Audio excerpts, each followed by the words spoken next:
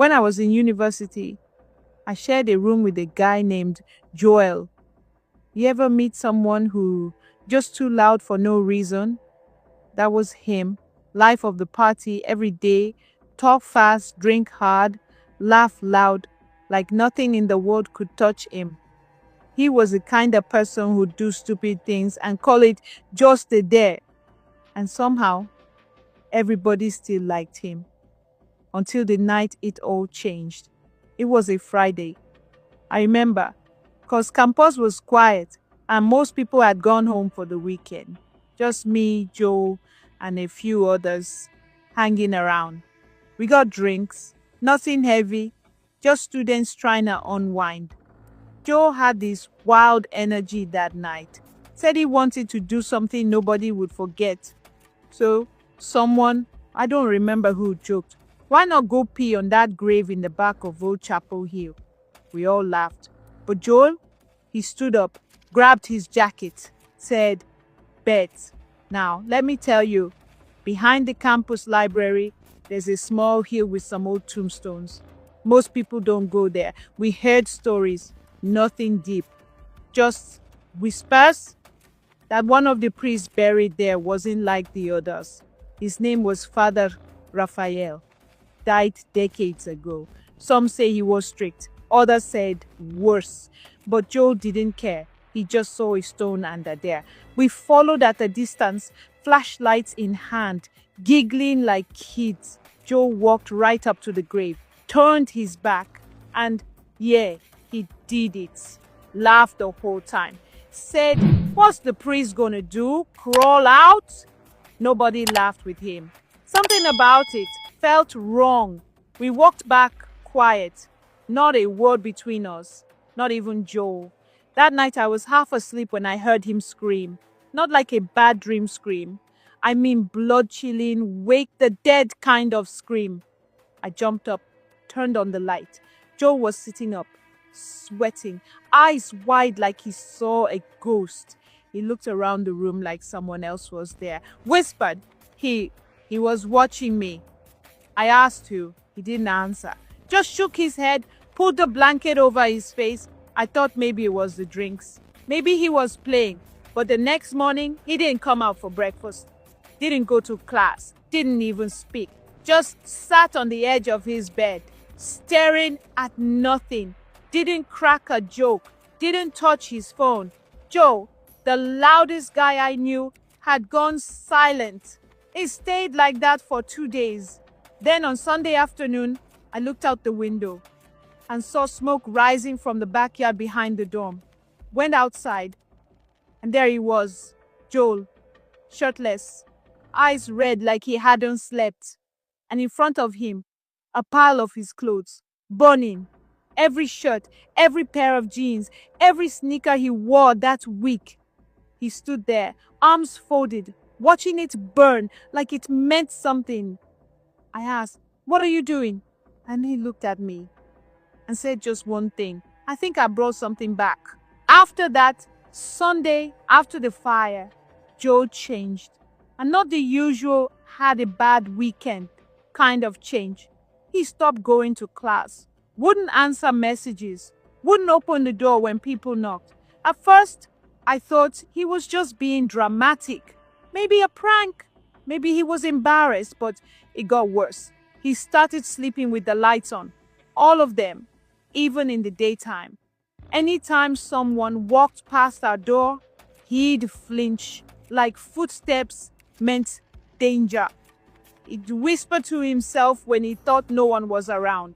Not full words, just broken things, like names, numbers. One time, I heard him say, "Don't let it in." I knocked one night, gently, just trying to check in. He didn't say anything at first, but after a few seconds, the door cracked open. I stepped inside and stopped. Joe was on the floor, not lying down, not sleeping, kneeling, hands together, eyes closed, whispering a prayer. Now here's the thing. Joe didn't believe in anything. Not God, not ghosts, nothing. He used to make fun of people who prayed before meals. But there he was, a candle in front of him, some old necklace I'd never seen before in his hands. He looked up at me, eyes tired. dark under his lids like he hadn't slept in days.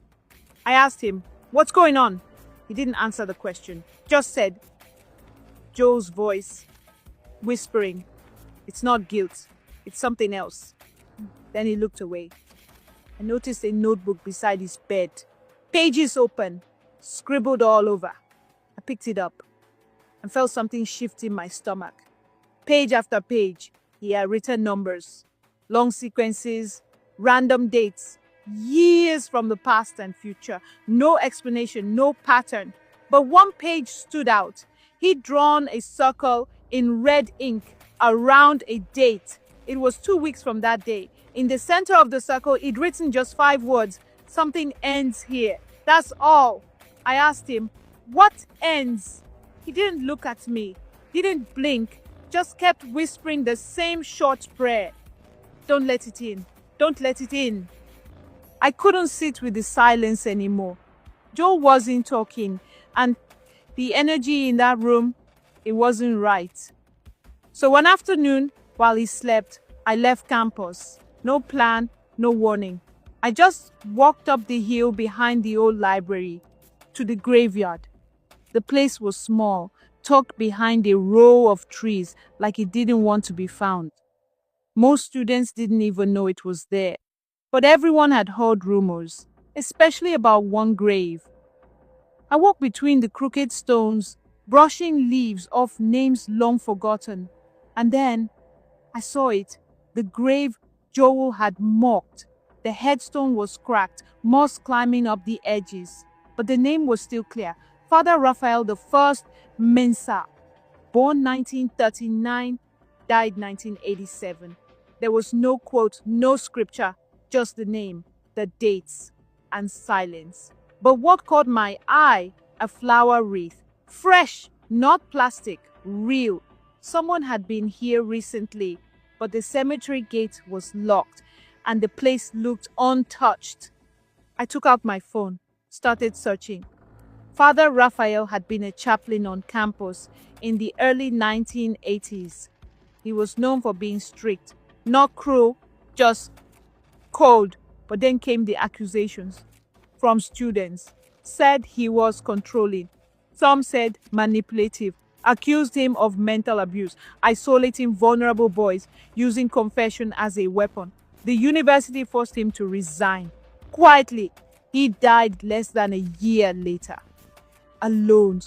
No family claimed him. The church barely gave him a proper burial. After that, the rumors began that students who joked about him, stepped on his grave, or messed around too close to the tomb started seeing things, hearing things. They called it Raphael's warning. Some say he cursed his own grave, not to hurt people, but to protect his name, to silence disrespect. Now I don't know if I believed all that. Still don't. But something about that grave, something about Joel, made me want answers. I stood there a while, said nothing. Then I turned to leave, and that's when I noticed him. About 20 feet behind me, a man just standing there, wearing long robes, church robes, black. Still. He didn't move, didn't blink. I stopped walking, raised my hand a little like, "Hey, sorry, I was just..." But before I could say a word, he was gone. Not walked away, not turned, gone. Just me, just trees, just the hill. I ran all the way back to the dorm. Didn't say a word to Joe that night, but when I looked out the window before bed, that same flower wreath, it was lying on our doorstep. The next day, I called my aunt. She's the kind of woman who knows things. Old school, church woman. She'd raised me part-time when mom was overseas. When she heard my voice, she said right away, aunt's voice, sharp, "Yo, sound like yo, seen spirit." I didn't even argue, just asked her to come. She arrived by evening, brought a small Bible, a bottle of oil, and that look in her eyes. The one that says she already know. I showed her Joe's notebook, the one with the strange drawings, the dates, the red circle. She flipped through slowly, then stopped at a page with that same symbol Joel kept drawing, a cross wrapped in a circle. Her face changed. Her fingers trembled. Aunt, whispering, where him sit this. I told her the truth. The grave, the priest, the flower, the man who vanished. She closed the book, tight, sat down, looked me in the face and said, Aunt's voice, steady but low, your grandfather served under that same priest. Father Raphael, he was deacon. Long time ago. I never knew that. She said Grandpa walked away from the church after something terrible happened. A case no one wanted to talk about. Missing children, rumors, silence. Father Raphael was never charged. But my grandfather left the priesthood, left everything. And my family, they never spoke his name again. Aunt, that priest's grave wasn't just for burying. It was to lock things away. Things that are still hungry. She looked me hard. Your roommate might have cracked something open. She stood up, poured oil in a circle, and started praying. When she finished, she looked me dead in the eye and said, tell that boy if he beg forgiveness, if him can. I nodded, heart beating fast, went to check on Joe. His door was half open, light off. I stepped inside. He was standing in front of the mirror, still, quiet. I almost walked away, but then I noticed something. His eyes, his face. He was staring into the mirror, but the reflection, it wasn't moving. After that night, with the mirror, I started to keep my distance from Joe. Not out of fear, not at first, but because it felt like I was watching someone fall through a hole only they could see. He barely spoke anymore, but one night I heard his voice.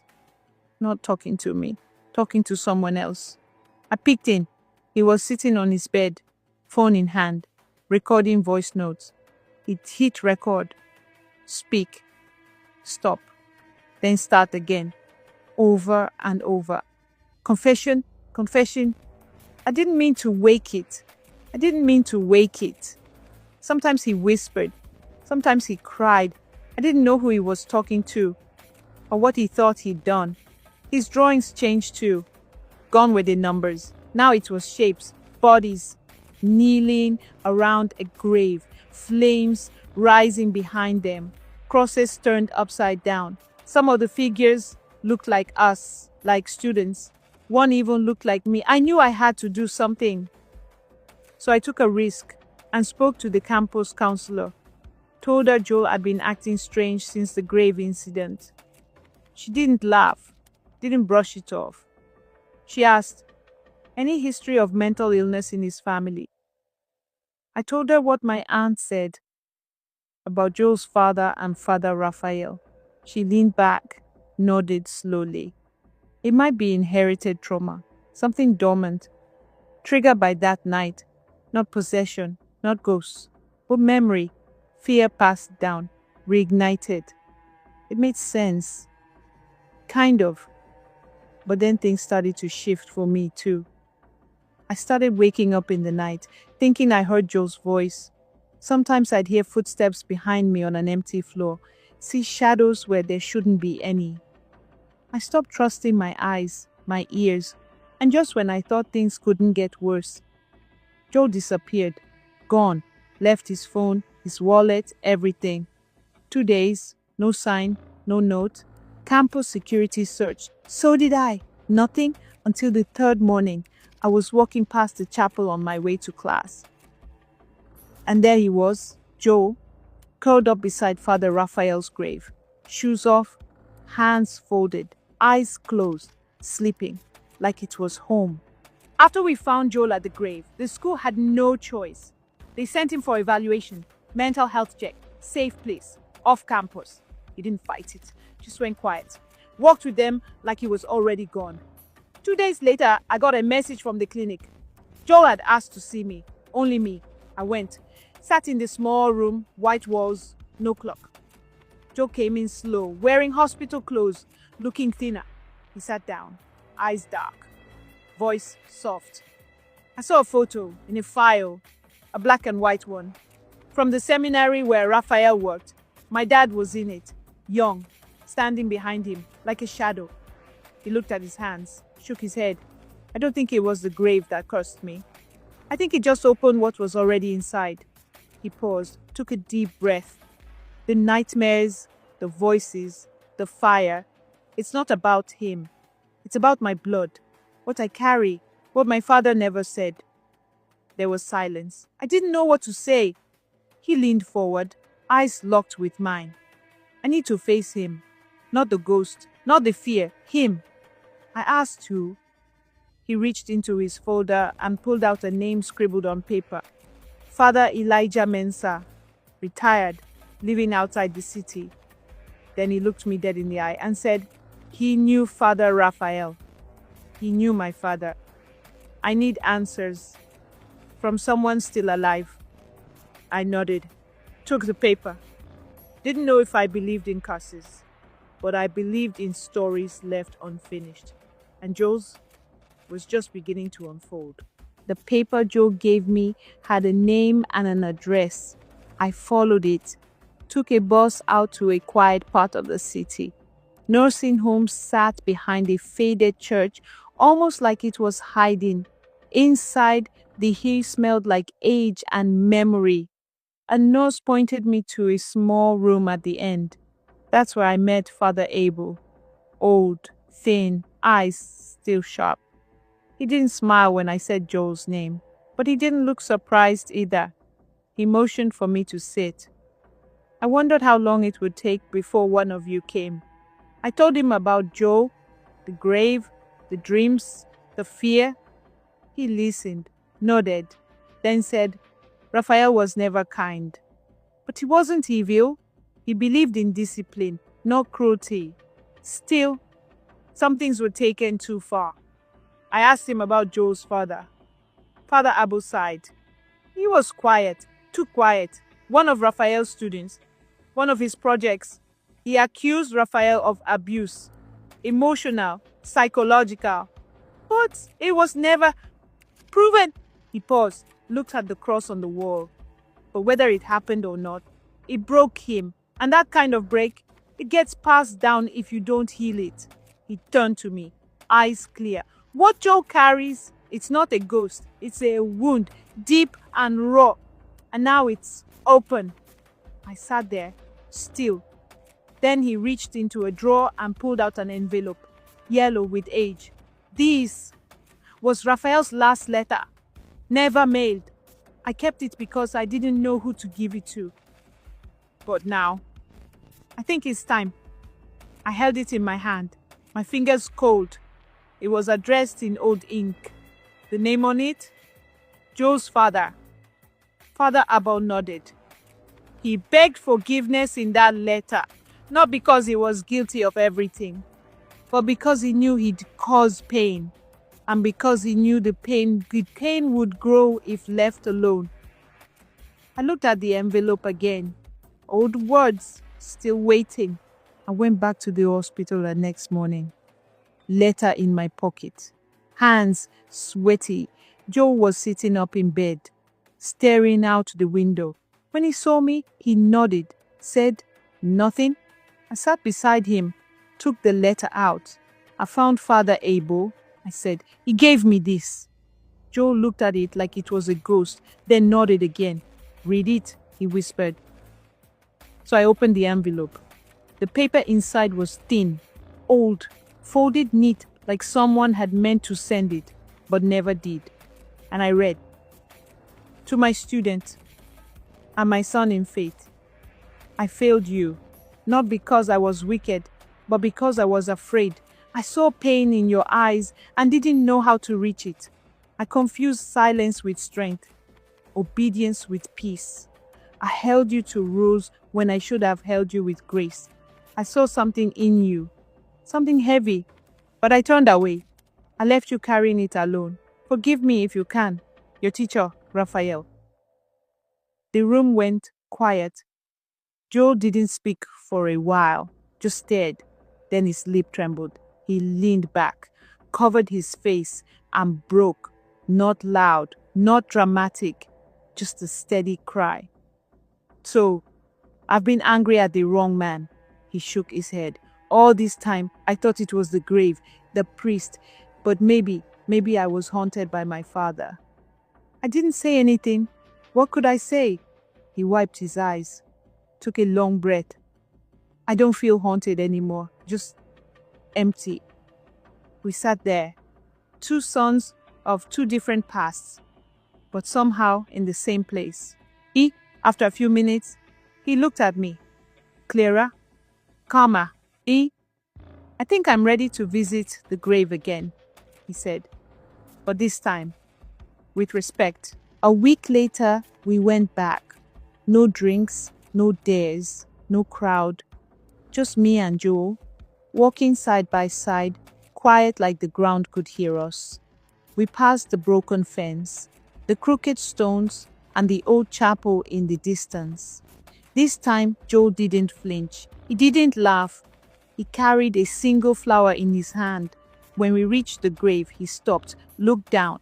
The name still there, the same dates, same silence, but something about the air felt different, like it was listening. Joel knelt, not because someone told him to, but because something inside him had softened. He laid the flower down, real gentle, then reached into his coat and pulled out the letter, placed it at the base of the stone. Then he whispered, "I'm sorry for everything, not just what I did, but what I carried, the anger, the weight, the ignorance." He paused, closed his eyes. "I'm not asking for forgiveness, I'm just asking for peace." The wind moved through the trees, no sound, no voices, just stillness. He stood up slowly, looked down one last time, and then, for the first time in weeks, he smiled, small, honest, real. We turned to leave, walked back down the path. Joe looked over his shoulder once, then said, almost to himself, "Maybe the curse was never his." He glanced at me. Maybe it was mine. Life didn't change overnight, but it changed. Joe went back to class, not all at once, just one lecture, then another. Small steps. He stayed quiet, but not in the same broken way, more like someone learning to listen again. He started therapy, not just for the dreams, but for the weight he'd carried for years without knowing it had a name. And he called his mother.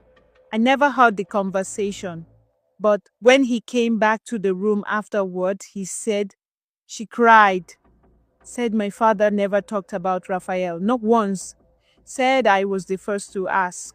There were no more drawings, no more voice memos, just textbooks, long silences, and sometimes laughter, real laughter. As for me, I visited the graveyard one more time, alone, not to do anything, just to stand there. No fear, just memory. The flower Joe had left was gone, the letter too, but the grave felt still. I whispered a quiet thanks, not to the stone, but to the silence. On the walk back, I thought about everything, the rumors, the symbols, the voices, but mostly I thought about pain, the kind that hides in families, the kind no one talks about until it becomes a shadow you can't shake. And I realized something. Sometimes we chase ghosts and find pain instead. I never tried to explain the whole story to anyone. Some things don't need proof, just truth. And like Joel said, sometimes the cause isn't out there, it's inside. But when you face it, really face it, something breaks. And maybe that's the start of healing. Sometimes a story like this don't end with answers, just your honesty. Joel never spoke of that night again. But I'll tell you one thing for sure. I never saw Joe cry again, but I also never saw him drunk again.